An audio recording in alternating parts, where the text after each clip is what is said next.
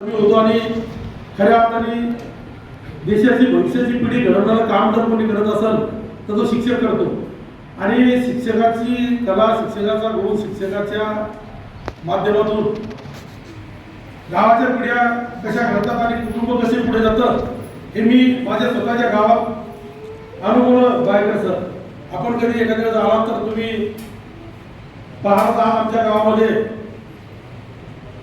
99 ते 2015 पर्यंत मी शिक्षकाची टीम घेतली होती आणि त्या शाळेकडे लक्ष घालून चांगल्या पद्धतीचं काम करून घेण्याचा प्रयत्न केला. तसं आज आमच्या गावामध्ये 85 मुलं सर्व्हिस आहे.